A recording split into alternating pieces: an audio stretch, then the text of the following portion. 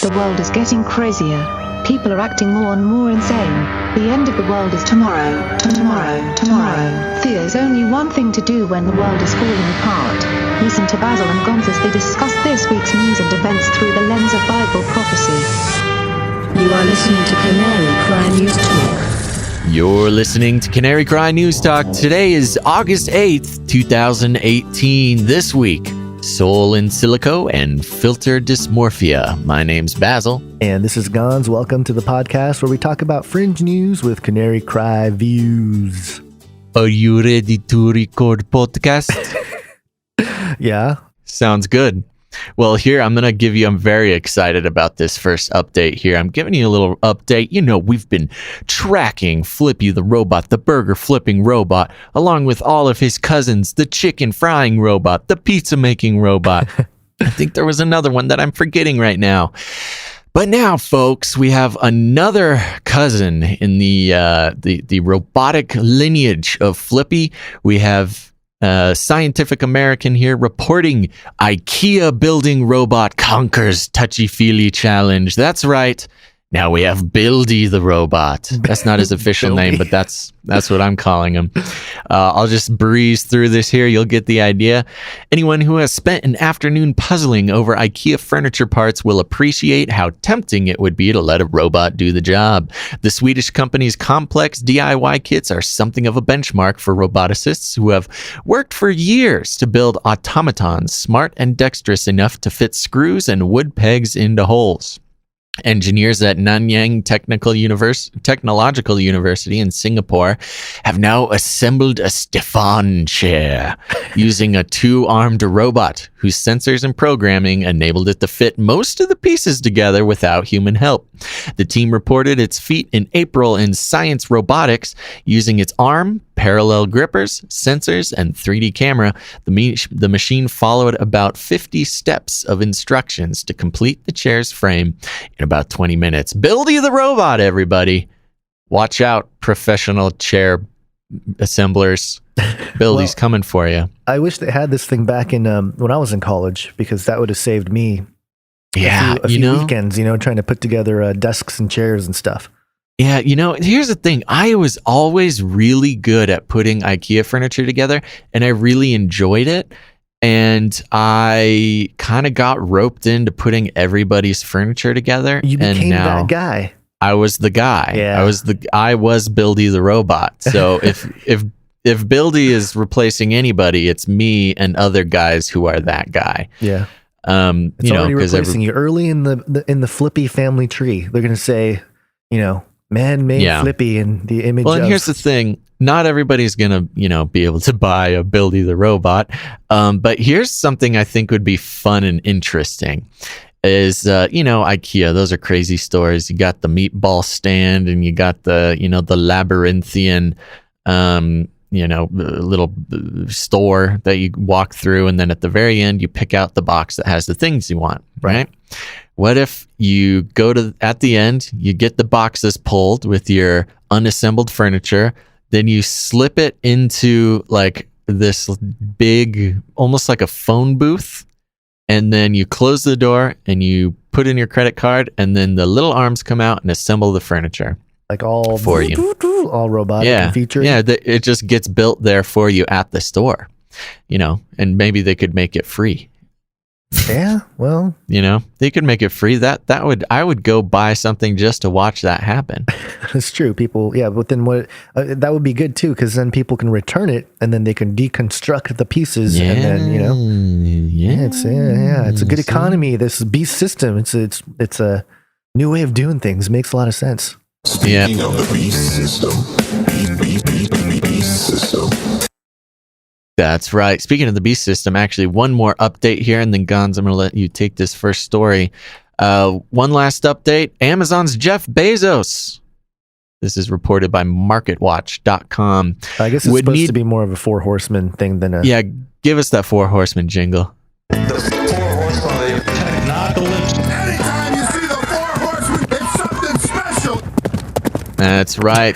One of our, I think the richest of the Four Horsemen of the Technocalypse, Jeff Bezos, would need to spend $28 million a day to avoid getting richer.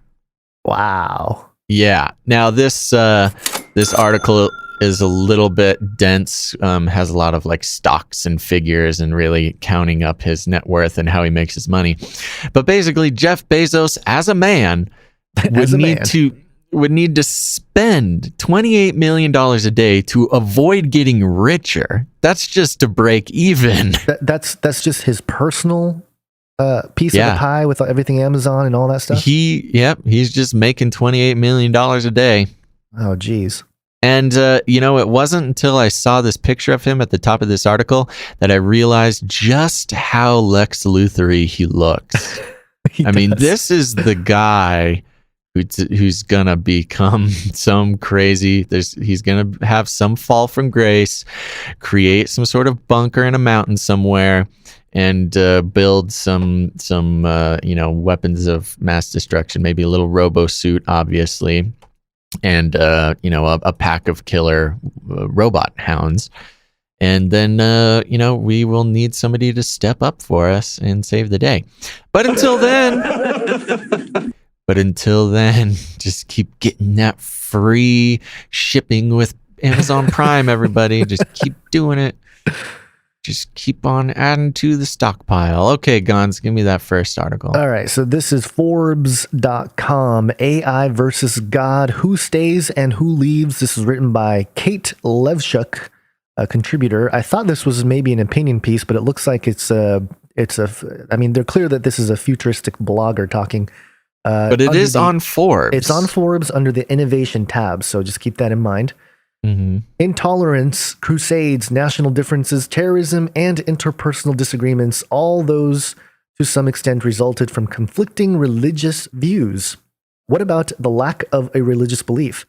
A major emergent trend of the last century came not from religious teachings, but from the scientific enlightenment and hard data. As of 2010, Christianity was by far the world's largest religion, with an estimated 2.2 billion adherents, nearly a third, 31% of all 6.9 billion people on Earth, a Pew report says. Islam was second, with 1.6 billion adherents, or 23% of the global population. Scientific progress and internet and mobile coverage proliferation in the last 8 years alone might have decreased the numbers drastically. Still not as much as to liquidate the spiritual beliefs of the vast majority of the world's population. So, the fact is this: technological progress as it is will take time and generations of change to convert the world's population from monotheistic religious to transhumanism. Not shy about where they want to take this. Dun, dun. Why has religion settled so deeply in the minds of our compatriots? What has enabled us to elevate the individuality of the human soul and proclaim our dominance on planet Earth? The simple answer is consciousness. Religious postulates state that while other creatures might have urges and emotions, only humans have this magic spark of God's breath, which is not entirely accurate if you read the Bible. The first chapter, right, with the breath, God breathing into animals and stuff. Anyway, the existence of consciousness is exactly what has given grounds to the ephemeral concept of the human soul, as well as validated our right to shape the planet to our liking. One can argue against our exclusivity for consciousness, but the truth is we still cannot evaluate the presence of such in other sentient creatures, which is true. What about machines? Can a machine think, feel, or exhibit consciousness? Turing, who was considered a father of artificial intelligence, believed this question to be too meaningless to even deserve discussion. We have been excited with the Turing test since its inception, and the iconic statues of Blade Runner, Her, and Ex Machina status of Blade Runner, Her, and Ex Machina clearly suggest humanity's fascination with the idea of machines exhibiting human-level intelligence. The Turing test, however, never intended to prove machines are as smart as human beings. It was designed to showcase how well a machine can disguise as a human in a narrow conversation. While definitely an ambitious undertaking, the imitation game has nothing in common with our hope to create a new intelligent species. So I think that's an interesting point because people bring up the Turing test all the time as like, oh, this is how we'll know if, AI is sentient, and Ex Machina being maybe the prime example of that. Right. Even talking But about it in the film. that was never the purpose of it. Right. The purpose was just to see if a machine could pretend good enough to be a human. Right. Which is, that's like, how well can a machine deceive you? But his point was also, if a robot can pretend to be a human good enough, then it doesn't matter if it's actually conscious or not. Right. As far as like interaction with it. Right. Creation of an artificial soul and true reasoning will not be an attempt to pass the Turing test. It will aim to pass the test for God. Our ability to create a soul in silico will be a litmus test for thousands of years of religious preachings, beliefs of millions of people, and the strength of the biggest human institution, the church. It would be an ultimate and non-disputable triumph of scientific revolution. Equally, belief in the higher spirit will be strengthened if AGI turns out to be a programmer's fantasy. Quest for consciousness. Monotheistic religions claim there is some God-bestowed sacred element in us. All of this talk about spirituality, 21 grams, and an eternal life where our souls gather after departing the physical boundaries of our mortal body. These are all beautiful myths of religious folklore. What is consciousness then? What is this element that enabled us to become the masters of the planet? What is this cornerstone of life that DARPA, Google, and IBM are trying to explain, uncover, and replicate? Oh, the wonderful people at DARPA, Google, and IBM, the tip of the spear of the scientific revolution. Looked at from the neuroscientific point of view, our consciousness is nothing more than the complex pattern of neurons firing inside our brains, while our identity and memory is a direct consequence of the strengths of our neurons' links. Taking this approach, our soul appears to be made of a combination of electric signals and the number of connections inside our brains. Bleep, blah, bloop. If this is the case and consciousness is a matter-embedded phenomenon, knowledge engineers should have no problem reverse engineering the brain, especially accounting for the advances in computing power and the speed of transistors. For nervous system, the nervous system of the C. elegans worm was completely mapped in 1986. Scientists in Edinburgh University have just recreated an elaborate map of more than 1 billion brain cells connected called synaptome. Maybe it will take only a decade to precisely map the human brain. The parallel processing nature of our brain has been developed by millions of years of evolution, and a computer's ability to use the same wire thousands of times per second might very well be enough to approach human thinking mechanisms. Or will it not? Will the hard wiring be enough to create a sacred human spirit?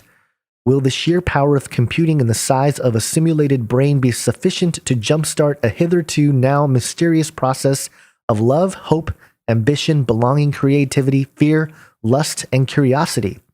It will be, according to numerous machine learning experts, knowledge, engineers, and sci-fi authors.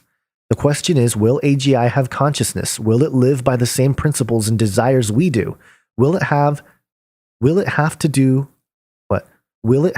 so to be intelligent? Whatever the answers, if we ourselves can create an artificial soul in silicon matter, the concept of a divine spark in our souls will give way to evolutionary Darwinism once and for all. It will be exactly the answer to the consciousness quest that will end the centuries-old debate on the existence of God. Just ending with a real club banger there at the end. This is going to disprove God, Basil. I know, man. I know. The funny thing is it's not. If anything, there's elements of it that is proving God, you know? It's It's just this person, building a case. They obviously don't believe in God, and for some reason they're invested in the process of proving the non-existence of God. The problem is, even if we do create an artificial intelligence that, I don't know how they will measure the concept of a divine spark in their new silicon soul. I think that's going to be a whole nother there's going to be a whole nother article about that. But yeah, more than anything, I'm glad you read this all the way through, because it just, and this is Forbes.com, peeps. This is not some weird transhumanist blog. This is not some kind of rag that we brought. This isn't the sun.co.uk. Right. Oh, calling satire. out names, man. Yeah. No, this is Forbes.com in their innovation tab. So this is straight up mainstream. And, Forbes has a certain, appeal to a certain demographic. And yeah, so there you go. This is the thought out there, that if we can create, again, I'm not really even sure what it means to create a silicon soul. It certainly isn't defined, just. In the article they kind of define the soul as just basically the connective network in the brain. As sort of the so they're just saying if we can make good artificial intelligence, we prove God isn't real. Yeah. And so, and the thing of the fact of the matter is, at least rhetorically, there's no way to talk somebody out of this. It's really not very convincing to me. And honestly, I don't think it's going to be convincing to a lot of people who are even transhumanist. I think a lot of transhumanist people, we talk about it a lot in the context of opposition to Christianity in particular, but I think a lot of transhumanists, from what I can tell, actually aren't all too worried about religion in particular. They're along the same attitude as Turing was, which is like, no, I just want to make a cool robot. Obviously there are moves towards transhumanism as a global religion, but when you think about Turing, that wasn't his thing at all. He was just like, I want to make a robot that acts like a person. Who cares if it's a real person or consciousness? I'll never be able to tell, because as long as it keeps acting like a human, that's all I got to worry about. Yeah. No, there's a lot there. But this is kind of, especially in the context of the CCR episode that came out today, on the Burning Man iRobot research going on with Carl Teichrieb. If you haven't done that, go listen to that, everybody. This fits right along with that as far as the worldview, the concept of the worldview. Yeah. And I think that's what this is a great display of, is that worldview of, already wanting to disprove God, and so sort of making your own criteria for what disproves God. And I think that's exactly what it is. They're just trying to prove their own criteria. Right. And in doing so, they're actually saying that they are God. They're not outright saying it, but that's the attitude and the, just the mentality here is that, no, there is no God, creator of everything. Look, we can do it. We've done it. And we are basically equal with God for creating man. At the same time, they're admitting that there must have been a creator. Right. Like, look, we created this. Yeah. we came out of nothing, but we created this. There's no need for a creator except for this robot that you just built wouldn't have been built if it wasn't for a creator. It's an interesting philosophical back and forth as far as that goes. So maybe this view is out there, but it may not.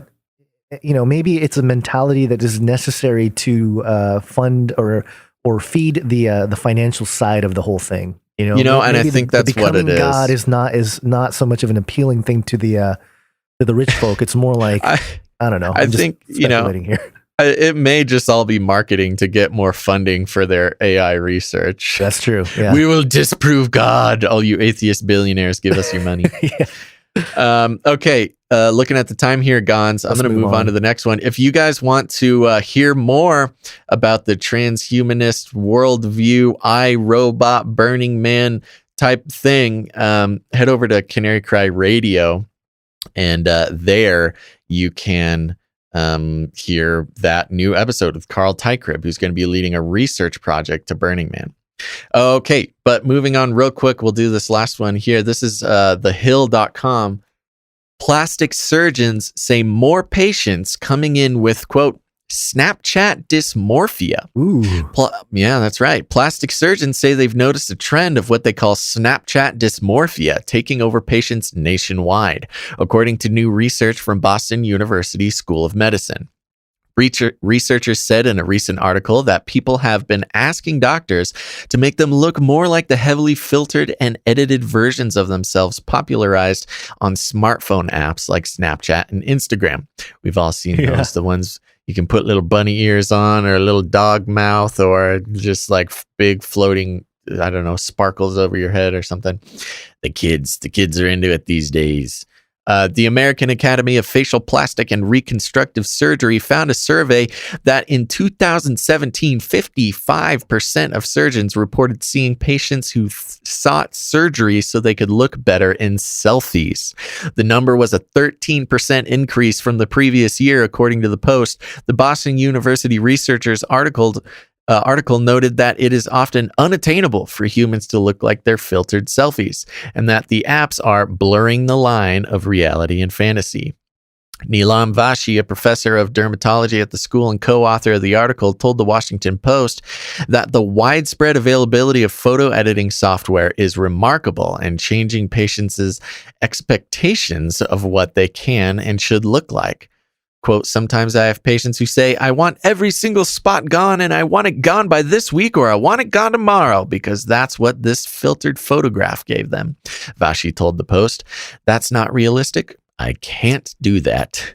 The researchers identified Snapchat dysmorphia, a term coined by British cosmetic doctor as a version of body dysmorphia, body dysmorphic disorder, or BDD, a diagnosable mental condition that causes people to become obsessive about their appearance and body image. Though BDD can be treated with therapy and medication, about 1/4 of people in the disorder have attempted suicide, according to a 2007 study, and many more have experienced suicidal thoughts. Vashi said that the prevalence of social media is causing society to become, quote, more and more preoccupied, obsessed with what we look like. That's coming from a plastic surgeon. Quote, it can bring feelings of sadness, and then if one really develops this disorder, that sadness clearly progresses to something that can be dangerous and alarming, Vashi added. So there you go. Snapchat is making you want to kill yourself. Not to be sensational or anything, but yeah, you know, this is the obvious. This is all stuff we've been talking about. You know, there's all this social justice movement to, you know, change how women are portrayed in magazines and television and movies and all these things, and yet we have these little boxes in our pockets where we can, in seconds, take a picture of ourselves and then transmogrify it into this perfect version of ourselves that can only be achieved through CGI. And then, of course, that's not only seeing expectations on a screen of some other person, but now we are seeing expectations of ourselves. Yeah. And we can create those expectations, which on one hand, we did defeat the power of the marketers to tell us how we could look, but now we're creating our own monster with our Snapchat filters. Yeah. I apologize for my dog wanting to go outside. This might be a problem for the rest of this and the rest of the extended report. Yeah, I think, this has been an ongoing thing. There's been stories out about people, manga fans, anime fans going under the knife to look like the cartoon pinups and just the horrific kind of outcomes that causes, and people over time, people trying to look like Barbie and stuff. This is really the topic that I've brought up before. How a lot of this stuff we should measure on the basis of restoration versus enhancement. And Yeah. the notion of plastic surgery, if you study the history of plastic surgery, it's like, yeah, it was to help people who had, deformities or whatever, just to be able to function in society and whatnot. That's normally what it was for. It wasn't until really Hollywood that it became more like, oh, let's enhance, let's look better and all this stuff. And that's it's a newer phenomenon.